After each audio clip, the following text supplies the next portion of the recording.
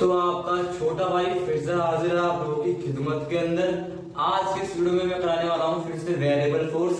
भाई मैं सॉरी चाहता हूँ आप लोगों से, इससे पिछले वाले पार्ट में मैं पूरे वेरिएबल फोर्स को खत्म कर देता, पर दोस्तों मेरे फोन में इतनी स्टोरेज नहीं थी और मेरा पूरा फोन जो था पूरा हीटअप हो चुका था और वो लेक्चर ऑलरेडी 1 घंटे से ऊपर का जा चुका था।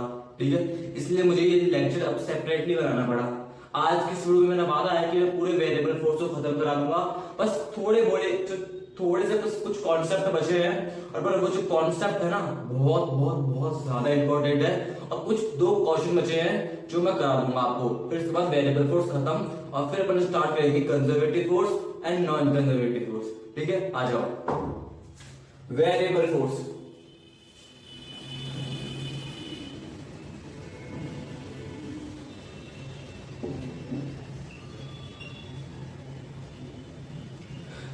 देखो जब भी आप वेरिएबल फोर्स सोचते हो ना कि वेरिएबल फोर्स का ग्राफ कैसे बनेगा डिस्प्लेसमेंट के पर्सपेक्टिव से, तो आपके दिमाग में हमेशा यही आता होगा, ये फोर्स वाली लाइन है। 2 मिनट को ऐसे बना देते हैं, थोड़ा इसको थोड़ा बीच में बना देते हैं। जब भी आप वेरिएबल फोर्स का ग्राफ सोचते हो डिस्प्लेसमेंट के पर्सपेक्टिव से, तो हमेशा आपके दिमाग में कुछ ऐसा ही ग्राफ बनता होगा।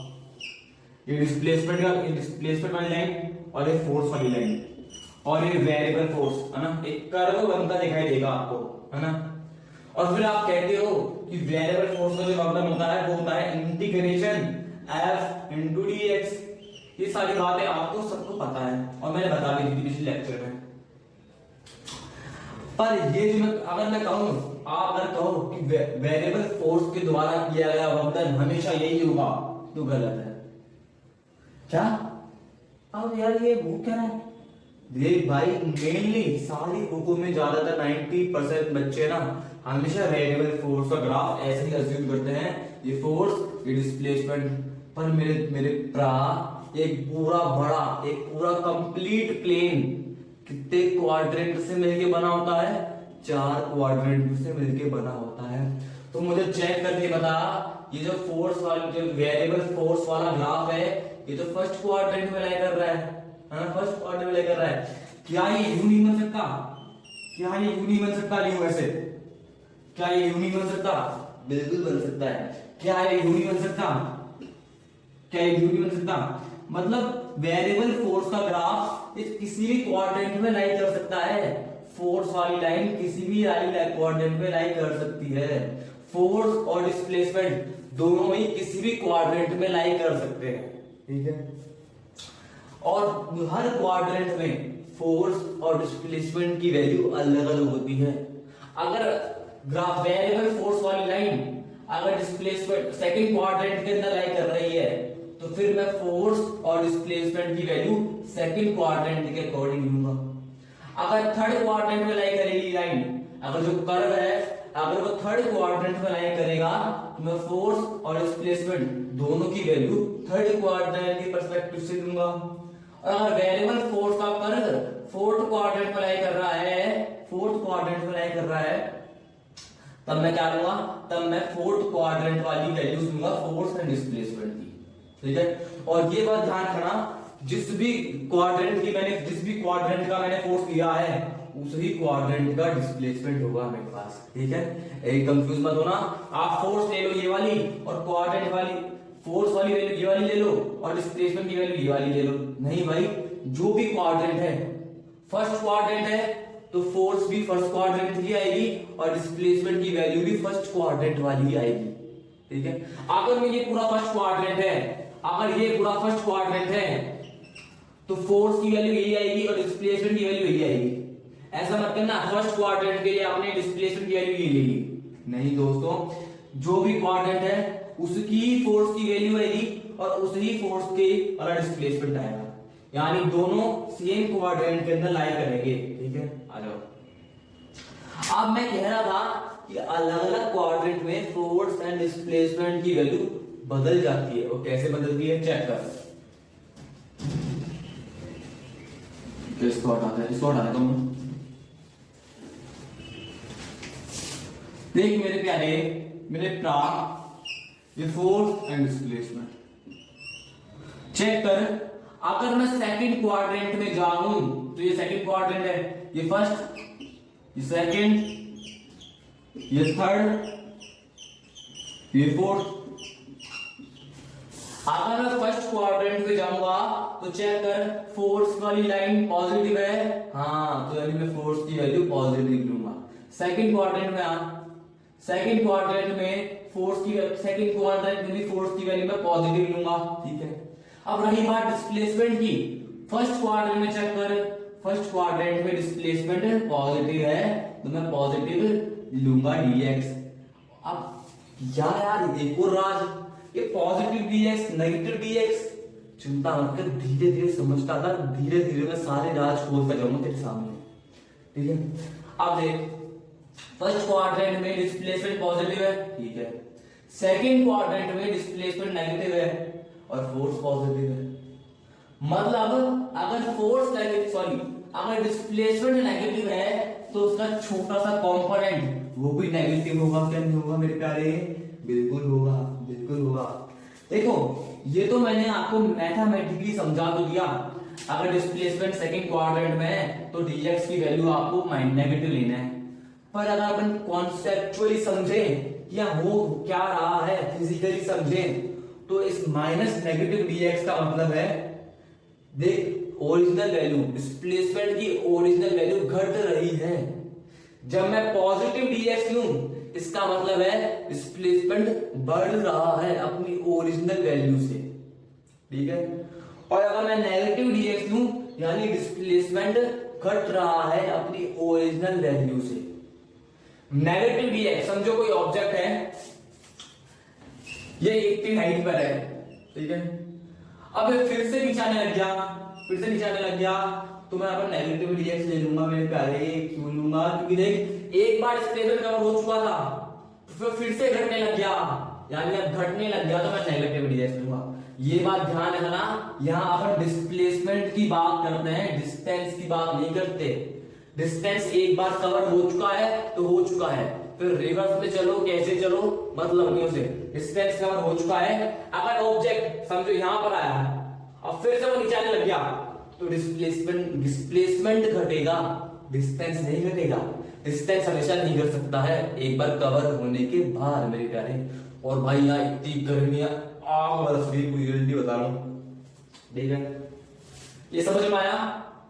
अब चेक कर, फर्स्ट क्वाड्रेंट में फोर्स पॉजिटिव है तो फोर्स पॉजिटिव लिखेंगे, सेकंड क्वाड्रेंट में डिस्प्लेसमेंट नेगेटिव है तो नेगेटिव dx लिखेंगे। अब थर्ड क्वाड्रेंट में आ जा, थर्ड क्वाड्रेंट में मेरे प्यारे चेक कर, फोर्स भी नेगेटिव, फोर्स भी नेगेटिव एक्सिस में और डिस्प्लेसमेंट भी नेगेटिव एक्सिस में, तो यानी दोनों की वैल्यू थर्ड क्वाड्रेंट में नेगेटिव आ जाएगी और माइनस से माइनस कैंसिल हो जाएगा, ठीक है। फोर्थ क्वाड्रेंट में चेक कर, फोर्स कैसी है? फोर्स नेगेटिव है, यानी नेगेटिव फोर्स। डिस्प्लेसमेंट कैसा है? डिस्प्लेसमेंट पॉजिटिव वाला है, यानी पॉजिटिव dx। समझ में आ गया? और बस एक चीज याद रखना, मैं फिर से बोलता हूं, जिस भी क्वाड्रेंट का फोर्स है उसी क्वाड्रेंट का डिस्प्लेसमेंट लेना है, ठीक है मेरे प्यार, ठीक है मेरे प्यारा भाई, मेरे भाईजान, जो भी तुझे समझ में आ रहा है, ठीक है। और कुछ डाउट है तो मुझे नीचे कमेंट में बता दिएगा, तो मैं पर्सनली उसका आंसर दे भी दूंगा और अपने डाउट सेशन के अंदर भी उसका आंसर कंप्लीट करा दूंगा, उसका समझा दूंगा, ठीक है। मुझे कुछ नहीं चाहिए, बस मुझे आपकी ग्रोथ चाहिए, ठीक है। आपको मैं नहीं चाहता कि आप बस किताबों पर ही रह जाओ, किताबों में मुझे नॉलेज रखती है, मैं चाहता हूं कि आपको थोड़ा और एक्स्ट्रा नॉलेज मिले और फिर उस एक्स्ट्रा नॉलेज को आप यूज कर पाओ अपनी डेली लाइफ के अंदर, ठीक है। एक नॉलेजेबल पर्सन का एक दो पर्सन है, दोनों के पास नॉलेज है, पर पहला वाला पर्सन अगर अपनी नॉलेज को यूज कर पा रहा है खुद के प्रोग्रेस के अंदर तो वो रियलिटी में वो नॉलेजेबल है, ठीक है। नॉलेजेबल का मतलब ये नहीं है कि तुम्हारे पास बहुत सारा ज्ञान है, और तुम अपने ज्ञान को कितना इस्तेमाल कर पा रहे हो खुद के प्रोग्रेस के लिए, वो इंपॉर्टेंट है, ठीक है। आ जाओ। और आई होप तू कॉपी पेन लेके बैठा होगा, और जो महाशय अपने कॉपी पेन लेके नहीं बैठे हैं भाई प्लीज लेके बैठ जा।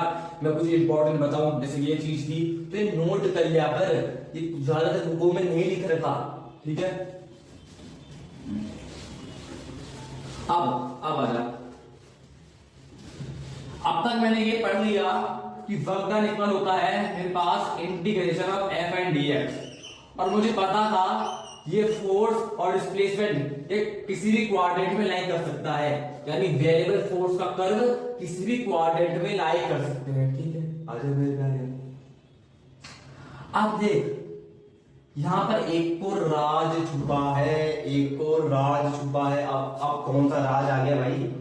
इतने काले काले राज छुपे थे चैप्टर में, क्या बताऊं तुम्हें। देख, जब मैंने वर्क डन का इंट्रोडक्शन करवाया था, और जिन्होंने नहीं देखा भाई प्लीज जाके चेकआउट कर लेना, पूरे सारे बेसिक्स मैंने वर्क डन के उसमें क्लियर करवाए थे, प्लीज जाके चेकआउट कर लेना। अगर तुझे जेई क्रैक करनी है तो तेरे बेसिक क्लियर होने जरूरी है, और अगर तेरे बेसिक क्लियर है, अगर तुझे इतना कॉन्फिडेंस है कि हाँ मेरे बेसिक क्लियर है वर्क डन के, तो तू उस लेक्चर को अवॉइड कर सकता है, ठीक है। पर अगर नहीं है तो प्लीज जाके चेकआउट कर लेना। अब देख, जब मैंने वर्क डन का बेसिक पढ़ाया था तो मैंने कहा था कि वर्क डन किसी ऑब्जेक्ट पे इक्वल होता है। इसको समझने से पहले तो ये समझ, किसी को ऑब्जेक्ट पर नेट फोर्स कितनी लग रही है, वो इक्वल होता है F1 प्लस F2। जितनी भी फोर्सेस लग रही हैं उनका सम अप क्या देगा? Net force. उड़ी बाबा, अब बहुत सारे बच्चों के अंदर 99.99 बच्चों के अंदर ये डाउट आ रहा होगा, फोर्स एक वेक्टर है तो अपन फोर्स को ऐड कैसे कर सकते हैं? मेरे प्यारे देख, इसको तू एग्जांपल से समझ। तेरे मम्मी पापा है ना, तेरे मम्मी पापा किसी फंक्शन में नहीं जा पाए, पर तू तो जा सकता है ना उस फंक्शन में उनको रिप्रेजेंट करने के लिए, ठीक है। तो वैसे ही फोर्सेस ऐड नहीं हो सकती हैं, पर उनके बच्चे, उनके कंपोनेंट तो ऐड हो सकते हैं ना। याद रखना, अपन कभी भी वेक्टर को ऐड नहीं करते हैं, अपन वेक्टर के कंपोनेंट्स को ऐड करते हैं, ठीक है। समझ में आया? ये जो कॉन्सेप्ट मैंने बताया ना, आगे इसका बहुत ज्यादा तगड़ा इस्तेमाल है, तो इसलिए मैंने पहले क्लियर करवा दिया वाला कॉन्सेप्ट, ठीक है। अब समझ, किसी भी ऑब्जेक्ट पर नेट फोर्स कितनी लग रही है वो इक्वल होता है F1 प्लस F2, और फिर F1 के सारे कंपोनेंट लिख, फिर F2 के सारे कंपोनेंट लिख, फिर उनको ऐड कर दे, ठीक है। और जो नेट वर्क डन होता है, जो नेट फोर्स होता है, वो इक्वल होती है एक्स एक्सिस के पर्सपेक्टिव से कितना नेट फोर्स लग रहा है, प्लस वाई एक्सिस के पर्सपेक्टिव से कितना नेट फोर्स लग रहा है, प्लस जेड एक्सिस के पर्सपेक्टिव से कितना नेट फोर्स लग रहा है।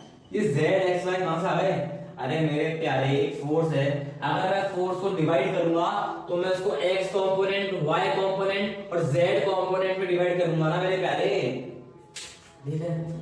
और इसी के मुताबिक फिर मैंने कह दिया था आपको कि जो नेट वर्क डन होगा वो इक्वल होगा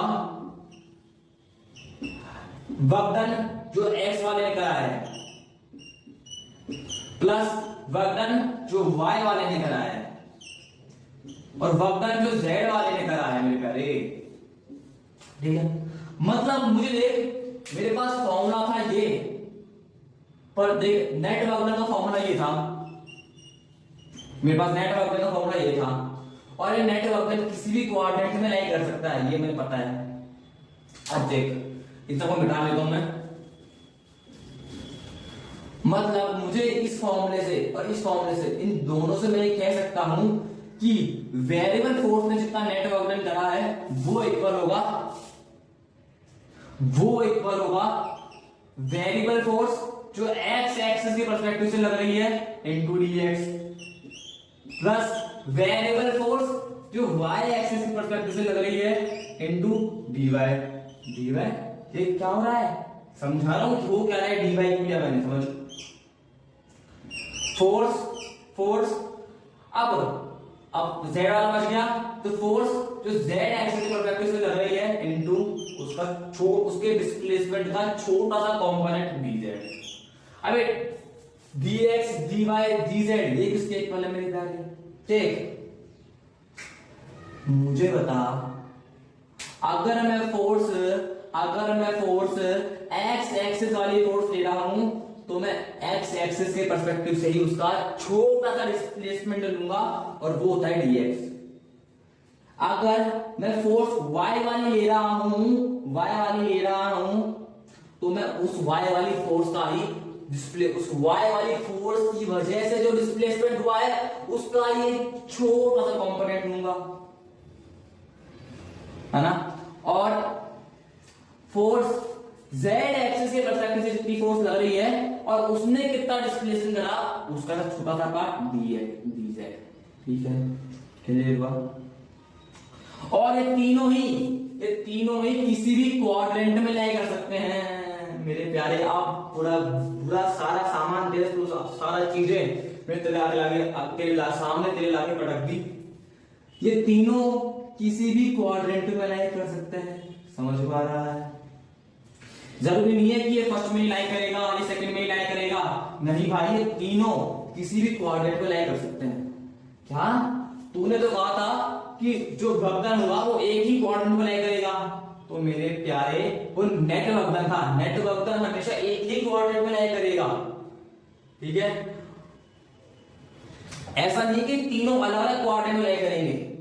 मेरा कहने का मतलब ये है कि ये पूरा अलग क्वाड्रेंट में लाई कर सकता है, ये पूरा अलग क्वाड्रेंट में लाई कर सकता है और ये पूरा अलग क्वाड्रेंट में लाई कर सकता है, ठीक है। पर इन तीनों का जो मिश्रण होगा वो एक पर्टिकुलर क्वाड्रेंट में लाई करेगा, ठीक है। ये मेरा मेन मोटिव था समझाने का। इतनी बात क्लियर हुई? तो ये कुछ मेन बात थी मुझे बतानी थी आपको। और बस एक चीज और रह गई इस चैप्टर के अंदर, वो है यूनिट वेक्टर। क्या भाई? अबे यूनिट वेक्टर क्या बोला है बे?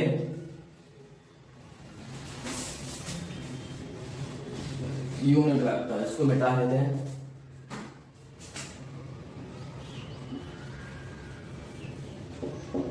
भाई इतना गर्मी हो रखी ना मेरे प्यारे यार, क्या बताऊं तुझे। यहाँ पर ठहरा नहीं जा सकता एक मिनट यहाँ पर।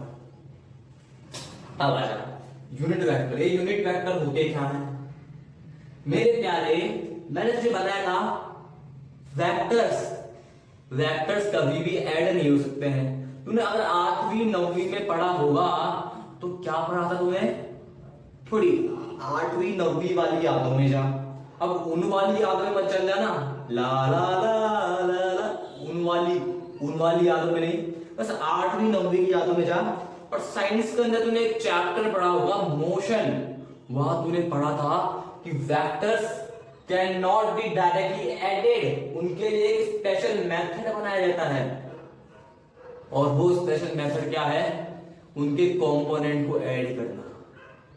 मैं कोशिश पूरी ये रहती है कि मैं पूरे बेसिक्स के साथ आपको क्लियर कराता हूं आपको और एडवांस लेवल तक लेके जाऊं। इसलिए मैंने याद दिला दिया कि वेक्टर्स कभी भी डायरेक्टली ऐड नहीं हो सकते हैं, पर वेक्टर्स के कंपोनेंट ऐड हो सकते हैं। वेक्टर्स को मैं ऐड नहीं कर सकता, पर उनको ऐड करने के लिए मैंने उनके कंपोनेंट्स को ही ऐड कर दिया। समझो, फंक्शन में आपके मम्मी पापा नहीं आ पाए, पर आप तो जा सकते हो ना उनको रिप्रेजेंट करने के लिए। मेरे प्यारे आ जाओ। तो एक वेक्टर, किसी भी वेक्टर की वैल्यू, एक पर्टिकुलर वेक्टर की वैल्यू इक्वल होती है उसका एक्स कंपोनेंट प्लस उसका वाई कंपोनेंट प्लस उसका जेड कंपोनेंट। ओके मेरे, ठीक है। तो समझो फोर्स है, अगर इसमें एग्जांपल लूं तो फोर्स, नेट फोर्स किसके इक्वल होगी? यहां पर नेट वेक्टर है, एक सिंगल पर्टिकुलर वेक्टर इक्वल होता है उसका एक्स कंपोनेंट प्लस उसका वाई कंपोनेंट प्लस उसका जेड कंपोनेंट। अगर मैं एग्जांपल लूं फोर्स का, तो फोर्स इक्वल होगी फोर्स का एक्स कंपोनेंट प्लस फोर्स का वर्टिकल कंपोनेंट यानी वाई वाला कंपोनेंट प्लस फोर्स का जेड कंपोनेंट आगे की तरफ आता हुआ 3D, है ना, एक्स वाला जेड कंपोनेंट। आगे ये जो चीज है ना, ये लॉ है, ये हर वेक्टर के लिए एप्लीकेबल है। ठीक है, इतनी बात क्लियर हुई। ये मेरे प्यारे, अब जो x वाला कंपोनेंट है, x वाला कंपोनेंट है, उसके साथ में लगाता हूं i कैप, और जो y वाला कंपोनेंट है उसके साथ लगाता हूं मैं j कैप, और जो z वाला कंपोनेंट है उसके साथ में लगाता हूं k कैप। अब k कैप, z कैप, ये सारी जो चीजें है ना, ये वर्कडन वाले टॉपिक की नहीं है, ये वर्कडन से ये जो है यूनिट एंड मेजरमेंट वाले चैप्टर की है टॉपिक्स, पर फिर भी मैं इन्हें पढ़ा रहा हूं। क्यों? क्योंकि जो वर्कडन के है, वर्कडन के अंदर इनसे रिलेटेड क्वेश्चन आ चुके हैं, ठीक है, इसलिए मैं पढ़ा रहा हूं आपको ये कहा जा। अब देखिए मेरे प्यारे, नेट वेक्टर इक्वल होगा i component plus z component plus k component, i वाले की वैल्यू प्लस z वाले की वैल्यू प्लस k वाले की value equal to net vector. तो अगर मैं फोर्स की बात करूं तो क्या इसे मैं यूं लिख दूं, फोर्स इक्वल टू F के, अरे slip of tongue, Fi cap plus Fj cap plus Fk cap.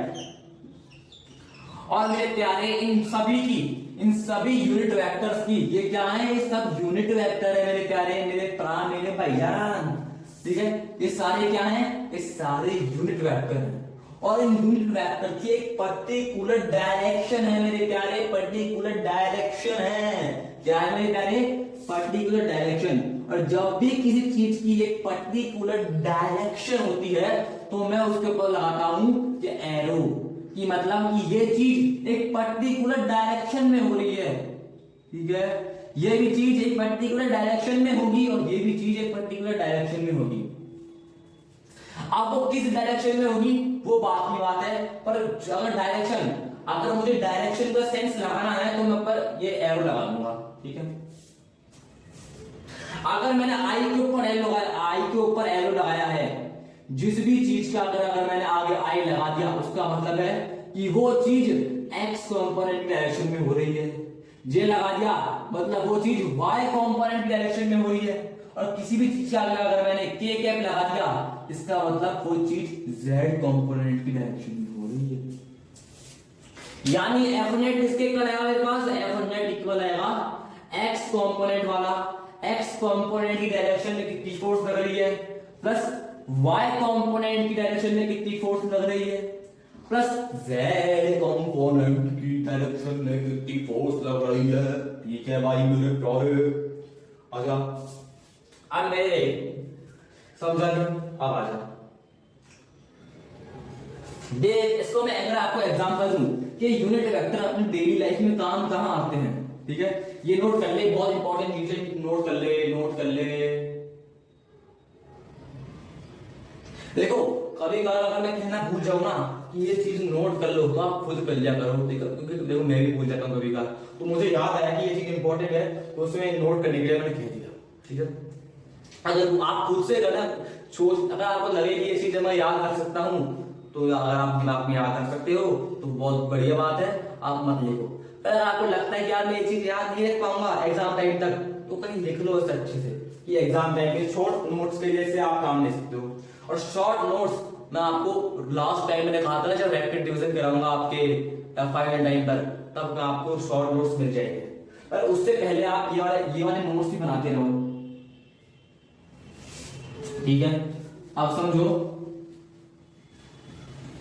देखो मेरे प्यारे, मैंने कहा कि एक ऑब्जेक्ट है जिसका डिस्प्लेसमेंट हुआ है 25 मीटर। सॉरी इसलिए गलत बोल दिया मैंने, मिस्टेक। एक ऑब्जेक्ट है जिसने 25 मीटर का डिस्टेंस कवर करा है, 25 मीटर का डिस्टेंस कवर करा है, और किस डायरेक्शन में करा है, ईस्ट की डायरेक्शन में करा है। वाह अमेजिंग, ठीक है, ईस्ट डायरेक्शन में करा है। अब मैं डिस्प्लेसमेंट पूछ रहा हूं आपसे, डिस्प्लेसमेंट बताओ। पहले आप इसका आंसर पॉज करो और खुद सोचो एक बार।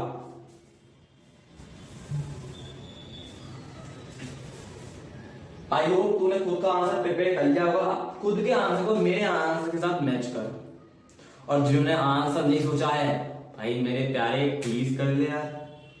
अरे गाना गाने का मन हो रहा है मेरा, गाय का तो बाद में गाते हैं, ठीक है। 25 मीटर डिस्टेंस ईस्ट में करना है। गिवन है मतलब क्या है, गिवन दे रखा है अपन को 25 मीटर चला ईस्ट में। अब डिस्प्लेसमेंट पूछ रहा है, ठीक है, डिस्प्लेसमेंट पूछ रहा है। मुझे बताओ डिस्प्लेसमेंट क्या होता है, 8वीं 9वीं में पढ़ा था। डिस्प्लेसमेंट होता है distance cover in a particular direction. एक डिस्टेंस जो एक पर्टिकुलर डायरेक्शन में हो रहा है वही मेरे पास डिस्प्लेसमेंट है। यानी मैं कह सकता हूं जो डिस्प्लेसमेंट होगा वो एक बार होगा फोर्स का magnitude, slip of tongue. Displacement जो एक्यूरेट डिस्प्लेसमेंट हुआ है उसकी वैल्यू होगी डिस्टेंस का मैग्नीट्यूड इनटू वो डिस्टेंस किस पर्टिकुलर डायरेक्शन में हुआ है, इनटू डायरेक्शन। मुझे पता है कि डिस्प्लेसमेंट एक वेक्टर क्वांटिटी है तो ये डायरेक्शन में डिपेंड करेगी, ठीक है। तो जो एक्यूरेट डिस्प्लेसमेंट हुआ है उसकी वैल्यू होगी डिस्टेंस का मैग्नीट्यूड इनटू वो डिस्टेंस किस पर्टिकुलर डायरेक्शन में होगा, एग्जैक्ट वैल्यू, ठीक है। आ गया। अब चेक कर इस केस के अंदर डिस्टेंस का मैग्नीट्यूड है मेरे पास, पर डायरेक्शन मुझे बस ईस्ट से लेके छोड़ दिया। उसने कहा बस ईस्ट में चला। अब मुझे डायरेक्शन का भी एक पर्टिकुलर चीज होनी चाहिए, बस ऐसा थोड़ी है कि ईस्ट से जोड़ दिया तो मैं डिस्प्लेसमेंट निकाल दूंगा। नहीं प्यारे, मुझे डायरेक्शन की भी एक पर्टिकुलर सेंस होना चाहिए। इतना डायरेक्शन में चला इतना, ठीक है। और इसी डायरेक्शन को निकालने के लिए मैं इस्तेमाल करूंगा अपने यूनिट वेक्टर्स, ठीक है मेरे प्यारे। इस डायरेक्शन को मैं डिवाइड कर दूंगा आई कैप जे कैप के कैप के अंदर, फिर इनकी वैल्यूज निकाल दूंगा और फिर उसे डिस्टेंस से मल्टीप्लाई कर दूंगा एक्यूरेट डिस्प्लेसमेंट निकालने के लिए, ठीक है मेरे। अब एग्जैक्ट, ठीक है, ये जो चीज थी मुझे बताना था। अब बस 2 क्वेश्चन बचे हैं, बहुत अच्छे लेवल के क्वेश्चन हैं। कॉपी पेन लेकर अभी तक लेके नहीं आया है तो भाई प्लीज उस 2 क्वेश्चन के लिए तो भाई कॉपी पेन लेके बैठ जा, इतने मस्त क्वेश्चन है, ठीक है। खुद से ट्राई करेगा तो खुद का बेनिफिट होगा। मैं बस तेरी प्रोग्रेस चाहता हूँ यार, मुझे कुछ नहीं चाहिए। अगर तू खुद की प्रोग्रेस के लिए खुद ही मेहनत नहीं करेगा तो फिर मैं कितनी मेहनत कर लूं, तेरी प्रोग्रेस नहीं होगी। जब तू मेहनत करेगा और मैं मेहनत करूंगा तभी आपकी प्रोग्रेस होगी दोस्त, ठीक है मेरे प्यारे। एक बहुत फेमस लाइन है कि एक शिक्षक केवल सफलता के दरवाजे खोल सकता है और उस दरवाजे के थ्रू छात्र को ही चलना पड़ेगा। A teacher can open a door but the student must be walk out through it। मतलब एक बहुत अच्छे फिलोसफर ने बात कही है, एक बहुत अच्छे पर्सन ने बात कही है कि शिक्षक केवल सफलता के मार्ग का दरवाजा खोल सकता है और उसके थ्रू चलना तो छात्र को ही पड़ेगा, ठीक है। आ जा, अब मैं क्वेश्चन जाने से पहले मैं पानी पी के आ जाता हूं दोस्तों।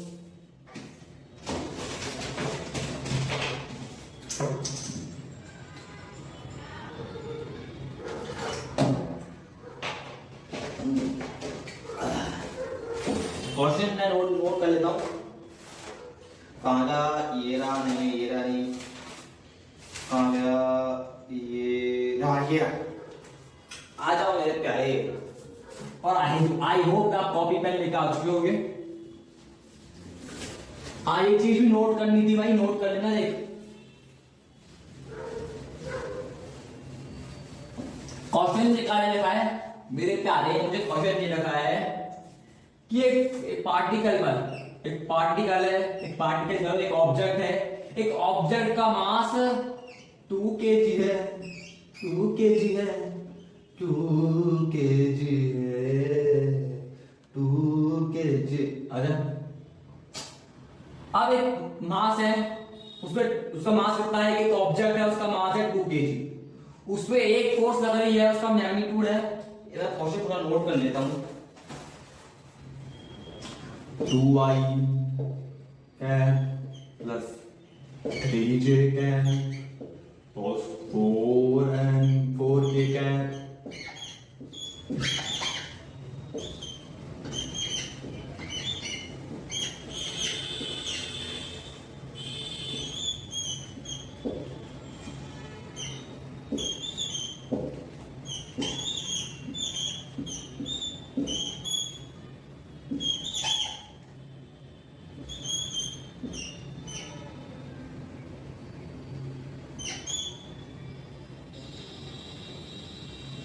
प्लेसमेंट दे रखा है।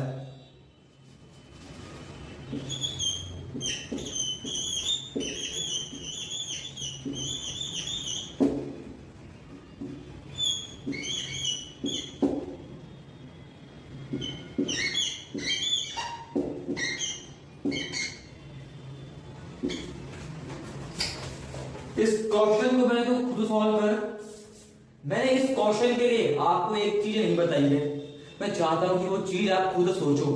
इससे जब आप उस क्वेश्चन को सॉल्व करोगे ना, तो आप आपके पास एक स्टेप आएगा, उस स्टेप में सोचोगे यार यहाँ तो एक चीज पॉसिबल ही नहीं है, तो खुद सोचो और खुद पहले करो फिर सोचना उस चीज को।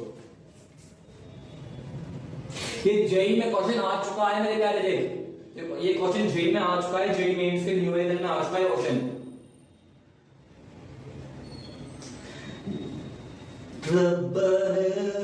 तुझको बनाने में कर दी है उसने की खाली तिजोरियां, काजल की सी आई से लिखी।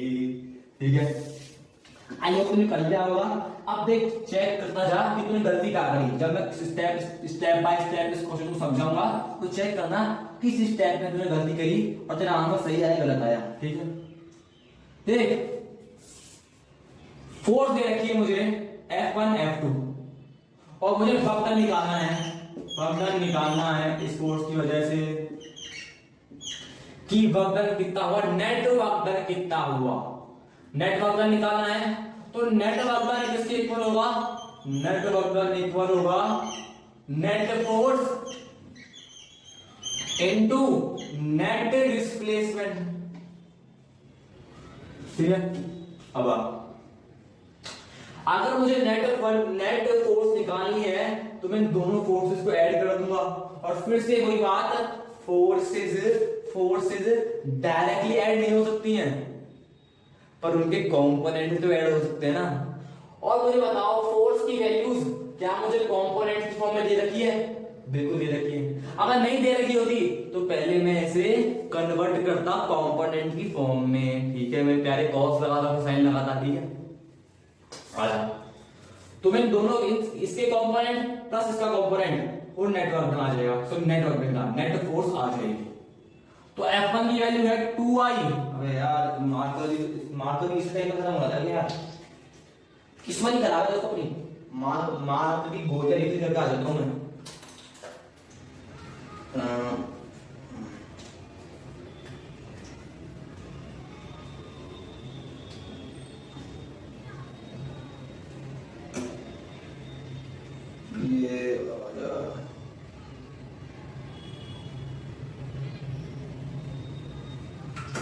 देख आ जाते हैं मेरे प्यारे,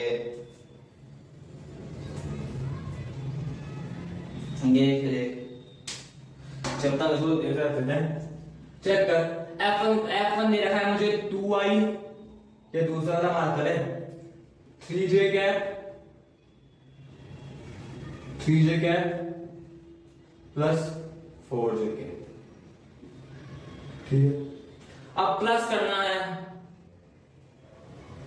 किस F2 के अंदर प्लस कर दो, सो F1 के अंदर F2 प्लस कर दो, तो F2 कितना है 3i plus minus j cap minus 2k।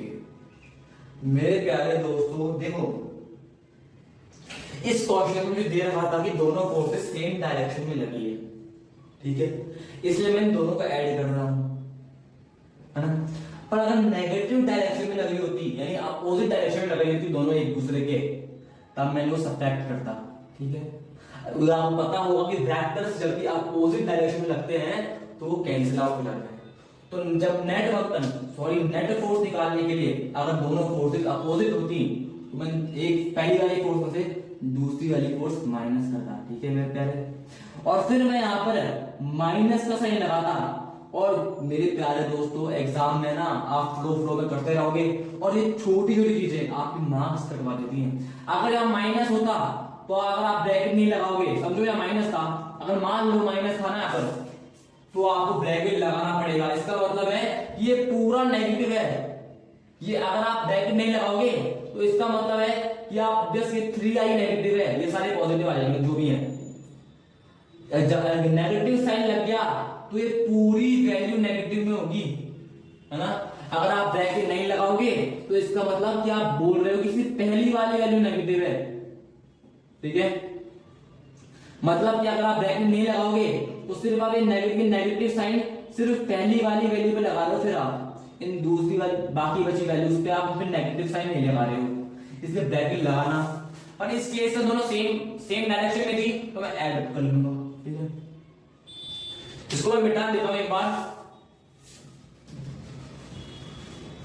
आ जा मेरे प्यारे, अब x i वाले i के साथ, z वाले z के साथ, k वाले k के साथ ऐड कर दो। इसको इसमें ऐड करोगे 3i प्लस 3i, अरे दोस्तों स्लिप ऑफ टंग हो रहा है। 3i प्लस 2i 5i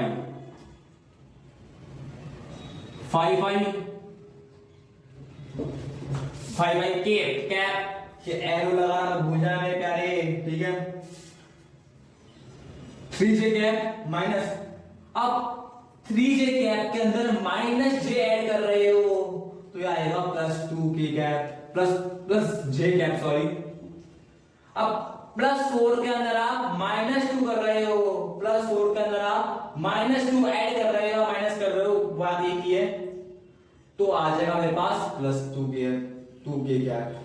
ठीक है, तो अब एफ नेट मेरे पास आ चुका है। ठीक है, अब मेरे प्यारे नेट अगर निकालने के लिए मेरे पास एफ नेट तो आ चुका है, पर नेट डिस्प्लेसमेंट तो अभी तक आया ही नहीं है। ये तो खेल रहा है अपने साथ, ला ला ला, मैं तो भाग गई रे। तो अब नेट डिस्प्लेसमेंट निकालेंगे, ये वैल्यू नोट कर लो, बाद में काम आएगी। जो मैं डाल देता हूं। ठीक है,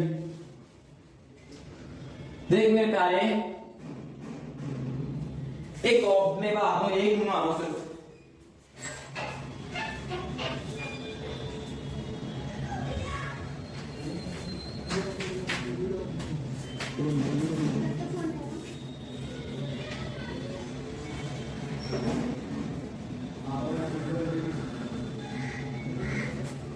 एक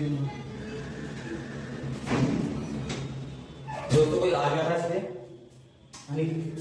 तो नेट डिस्प्लेसमेंट निकालना है।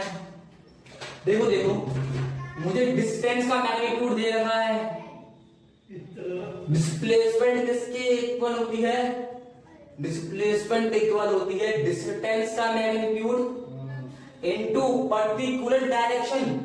डिस्प्लेसमेंट सॉरी डिस्टेंस का मैग्नीट्यूड है मेरे पास 25। हाँ भाई, डिस्टेंस का मैग्नीट्यूड है मेरे पास, बिल्कुल है, पर डायरेक्शन है क्या? चेक करो, ज्यादातर बच्चों ने क्या कर दिया है, यहाँ पर सीधे 25 को से मल्टीप्लाई कर दिया है और वो रॉन्ग है। क्यों? क्योंकि दोस्तों यहाँ पर 3i माइनस 4j, ठीक है, ये पर्टिकुलर डायरेक्शन नहीं है। क्यों नहीं है? इसको आप पहले समझो। क्वेश्चन ने सिर्फ अपन को देखिए छोड़ दिया कि 25 मीटर चला ईस्ट में, तो मुझे चेक कर 25 दे रखा है मैग्नीट्यूड, पर ईस्ट समझो, इस ईस्ट की जगह ये आ गया है यहाँ पर, मतलब ये पर्टिकुलर डायरेक्शन नहीं है मेरे प्यारे।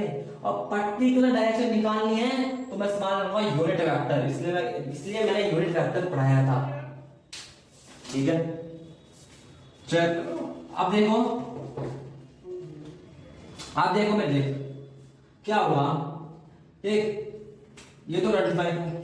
अब पर्टिकुलर डायरेक्शन निकालने के लिए मैं क्या करूंगा, पहले इन दोनों को ऐड कर दे, इन दोनों के स्क्वायर को ऐड कर दे, 3 का स्क्वायर प्लस 4 का स्क्वायर और उस पूरे का अंडर रूट कर दे। तो ये आएगा मेरे पास 9 plus 16 under root 25 equal to 5।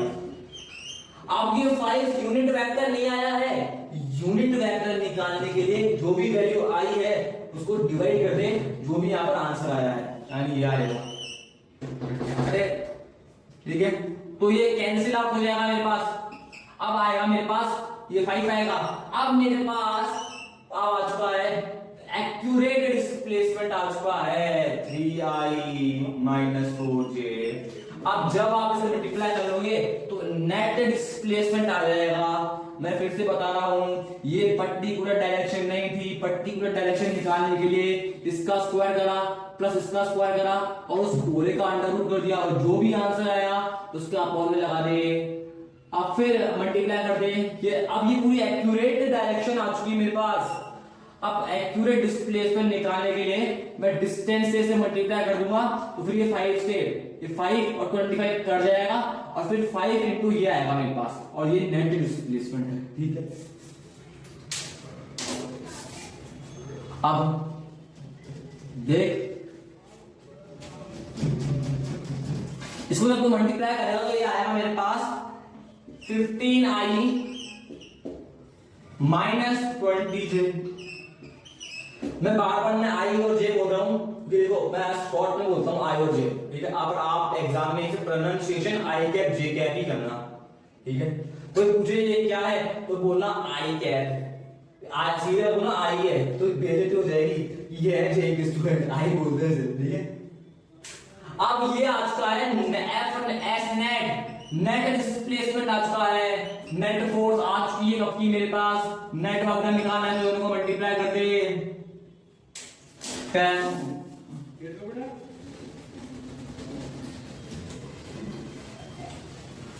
ठीक है, तो ये आएगा 5i plus 2j plus 2k। ठीक है, इनटू में 15i माइनस 20j।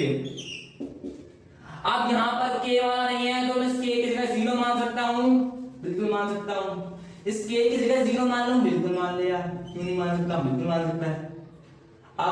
अब जितने भी i वाले हैं, i वालों को i के साथ मल्टीप्लाई कर, j वालों को j के साथ मल्टीप्लाई कर और k वालों को k के साथ मल्टीप्लाई कर। तो 5i इंटू 15i। आप बच्चे क्या करेंगे, सीधे ऐसे बोलेंगे, जब इसको और इससे मल्टीप्लाई करेगा, इसको जब तू इससे मल्टीप्लाई करेगा तो इसका आंसर मोस्टली बच्चों ने इसका आंसर 75i लिखा है और जो रॉन्ग है। मैं यही चाहता था, मैं बता रहा था कि ये स्टेप का एक स्टेप आएगा जब आप बोलोगे यार ये आंसर तो पॉसिबल नहीं आ रहा। आई के ज्यादातर बच्चों ने क्या करा है, इस क्वेश्चन का answer I cap J cap के कैप की टर्म्स में निकाला है, पर ऐसा नहीं है। क्यों नहीं है, देख ये क्या था 5i इंटू 15i, यानी मैं से यूं लिख सकता हूं 5i into 15i into i into i। और एक चीज होती है, मैं बताना भूल गया था आपको, मैं बताना भूला तो नहीं था, पर चाहता था कि आप मैं इस क्वेश्चन में क्वेश्चन कराऊं ना तब इस चीज को बताऊं। i और i का डॉट प्रोडक्ट हमेशा i देगा, j और j का डॉट प्रोडक्ट हमेशा j, सॉरी गलत कर दिया, i और i का डॉट प्रोडक्ट 1 देगा हमेशा, हमेशा हर कंडीशन में।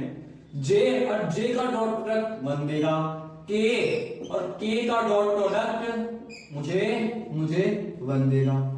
और अगर अपोजिट हो, अगर i की जगह i ना आके k की दूसरी चीज आ जाए, तब अगर अपोजिट है, समझो i का डॉट प्रोडक्ट k के साथ करूंगा तब 0 आएगा।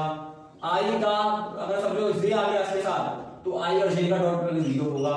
तो मतलब सेम होंगे तो डॉट प्रोडक्ट 1 होगा, डिफरेंट होंगे तो डॉट प्रोडक्ट 0 होगा। और ध्यान रखना मेरे प्यारे, ये दोनों क्या है, ये दोनों वेक्टर्स हैं, तो मैं इनको मल्टीप्लाई डॉट प्रोडक्ट के थ्रू करूंगा। और अगर इनको मैं मल्टीप्लाई डॉट प्रोडक्ट के थ्रू कर रहा हूं तो इनके कंपोनेंट को भी मैं डॉट प्रोडक्ट के थ्रू मल्टीप्लाई करूंगा, तो इस क्रॉस प्रोडक्ट की जगह डॉट लगा देना। तो ये बन जाएगा 5i 5 dot into I dot I, ठीक है। तो ये सबका डॉट प्रोडक्ट कर रहा हूं मैं यहाँ पर। अब इसका देखो ये क्या है, ये तो एक कांस्टेंट है, ये भी कांस्टेंट है, तो ये डॉट मल्टीप्लाई में बदल जाएगा, ठीक है। अब आई और आई का डॉट प्रोडक्ट 1 होता है, तो ये आएगा मेरे पास 15, सो इसको मल्टीप्लाई करेगा 75 आएगा, 75 डॉट प्रोडक्ट 1। 75 क्या है, एक 75 कांस्टेंट है, 1 भी कांस्टेंट है, तो इस डॉट की जगह मल्टीप्लाई लिख दे, तो ये आएगा 75, ठीक है। तो main moral of the story था आई वालों को आई के साथ मल्टीप्लाई करना है, और आई इंटू आई 1 होगा, और अगर कोई दूसरी चीज आ जाए तो प्रोडक्ट 0 होगा। और कैसा प्रोडक्ट 0 होगा, डॉट प्रोडक्ट 0 होगा, क्रॉस प्रोडक्ट मत कर देना मेरे प्यारे, ठीक है। ठीक है, आप देखो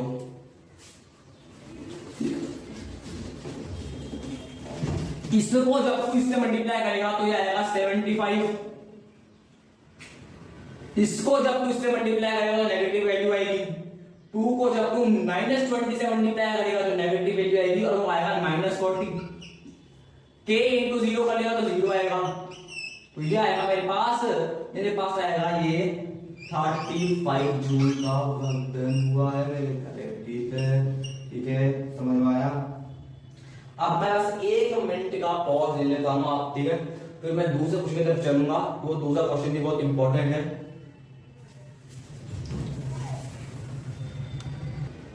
थोड़ा हाल तो मैं रिलैक्स होकर आ चुका हूं, अब आ जाओ। ये क्वेश्चन कर लिया, नोट कर लिया तो अच्छे से समझ लिया, और आज फिर भी कोई दिक्कत आ रही है तो फिर से एक बार चेक कर वीडियो को, तूने किस स्टेप पे देखो मैंने पूरा जो क्वेश्चन है ना स्टेप बाय स्टेप की कोशिश करी है, हर चीज को बिल्कुल डिटेल में समझाया है। फिर भी कोई डाउट है तो मुझे बोल देना कि मुझे इस स्टेप में डाउट आ रहा है, मैं करवा दूंगा डाउट सेक्शन में, और उसका आंसर पर्सनली दे दूंगा कमेंट में, ठीक है। अब एक लास्ट क्वेश्चन, फिर वेरिएबल फोर्स खत्म हो जाएगा और ये लेक्चर भी खत्म, एंड कर सकते हैं अपन। बहुत अच्छा क्वेश्चन है, बहुत ट्राई करना अच्छे से, ठीक है, बहुत अच्छा क्वेश्चन है, कॉन्सेप्ट क्लियर होंगे आपके इस क्वेश्चन से। ना वो क्वेश्चन लेकर आता हूं अपनी वीडियो के अंदर जिनसे आपके मल्टीपल कॉन्सेप्ट जो है आपके अच्छे हो जाएं। मैं कभी भी ऐसा क्वेश्चन लेके नहीं आता जिसके अंदर एक ही कॉन्सेप्ट का पूरा अच्छे से समझाया हो, नहीं भाई, मैं हमेशा ऐसा क्वेश्चन निकालता हूं, मेरी कोशिश ऐसी रहती है कि ऐसा क्वेश्चन करवाऊं जिसके अंदर सभी मल्टीपल कॉन्सेप्ट आ रहे हो और सबको बच्चे को अच्छे से, और जब बच्चा उस क्वेश्चन करे ना तो उसका मल्टीपल कॉन्सेप्ट एक साथ डेवलप हो जाए, ठीक है। तो ये क्वेश्चन बहुत अच्छा है, ठीक है। एक पार्टिकल है, क्या है, एक पार्टिकल है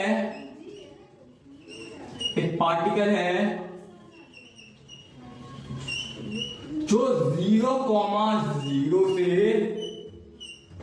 3,3 तक डिस्प्लेस्ड हुआ है, ठीक है।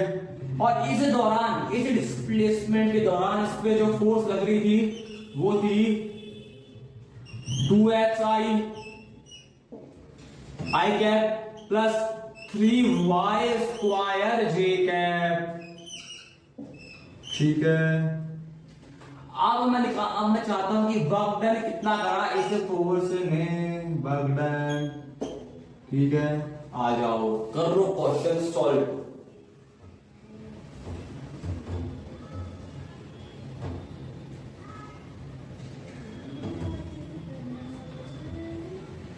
कर लिया क्वेश्चन सॉल्व, और जिन मास्टर नहीं करा भाई प्लीज भाई कर दो यार, ये क्वेश्चन बहुत अच्छे कराता हूं मैं, खुद करोगे तो आपको दिमाग थोड़ा और खुलेगा।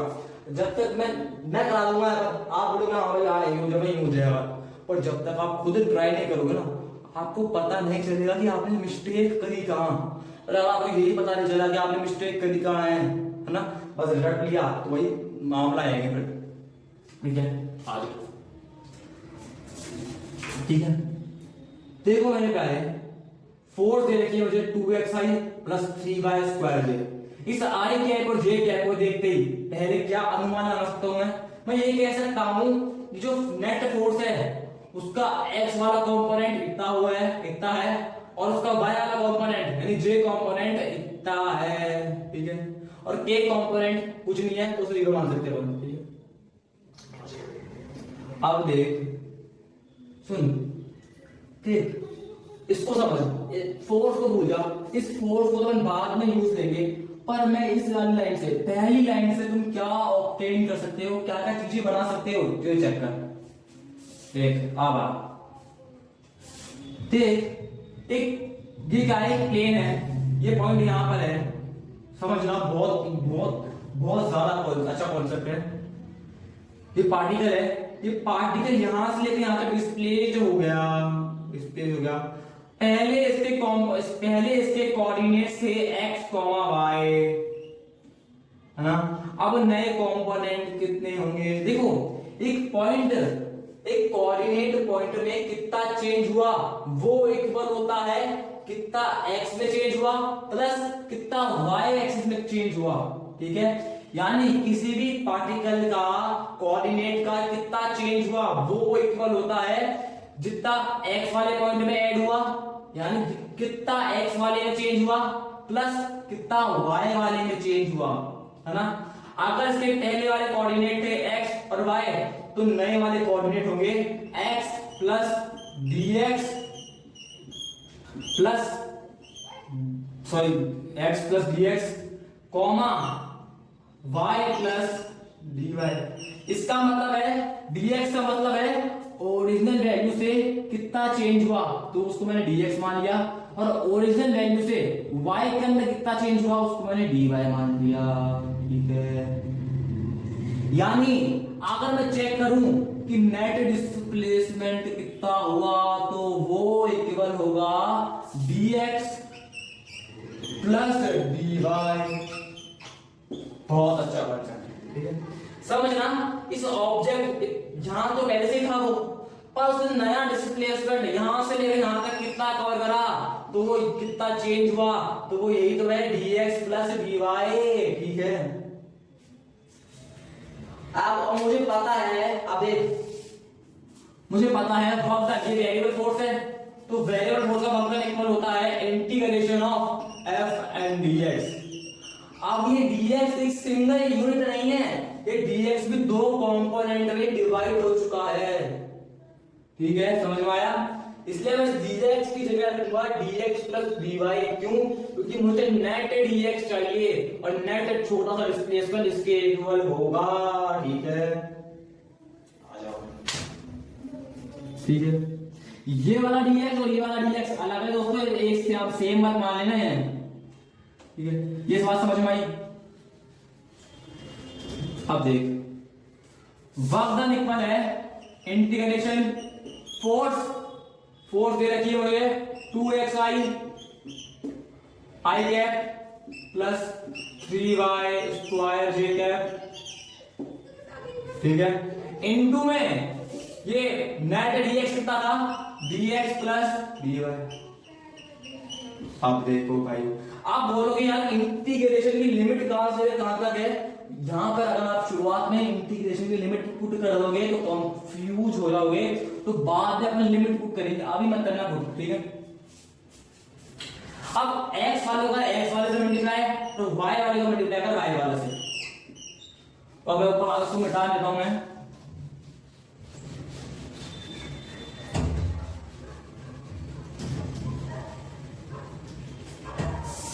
देखिए, तो ये बन जाएगा मेरे पास इंटीग्रेशन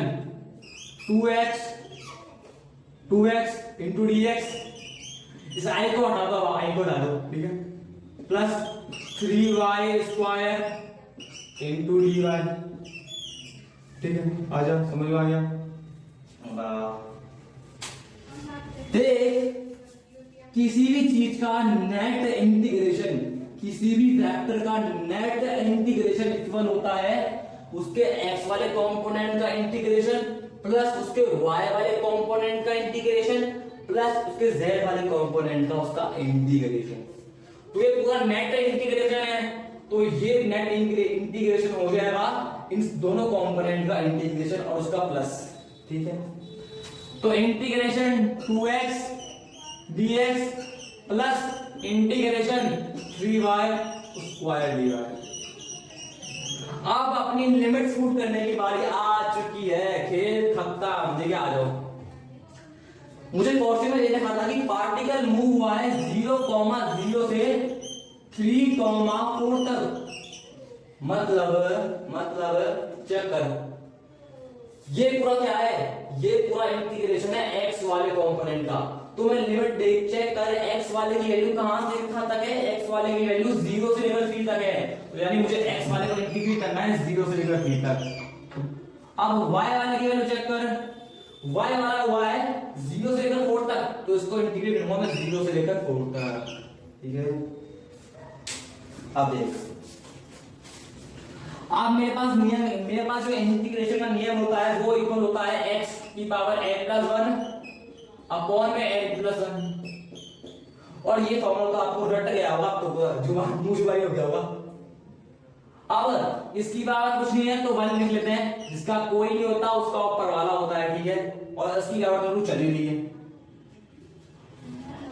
x की पावर n+1 ये हो जाएगा, ये वाला इक्वल होगा x की पावर 1+1 अपॉन में 1+1, और इसका कोएफिशिएंट भी है तो मल्टीप्लाई कर देना थोड़े कुछ कोएफिशिएंट से, ब्रैकेट। ये ब्रैकेट भी लगा क्योंकि ये इंटीग्रेट करके वैल्यू आई है, तो जब इंटीग्रेशन हो चुका होता है तब मैं लगाता हूं ब्रैकेट, और फिर ब्रैकेट के नीचे ऊपर लगाता हूं अपनी लिमिट्स, प्लस इसको इंटीग्रेट कर 3y, ये इक्वल होगा 3y इंटू y की पावर 2+1 अपॉन में 2+1, ठीक है, और इसका पूरे का ब्रैकेट, और इसकी लिमिट चलेगी 0 से 4 तक। अब चेक कर,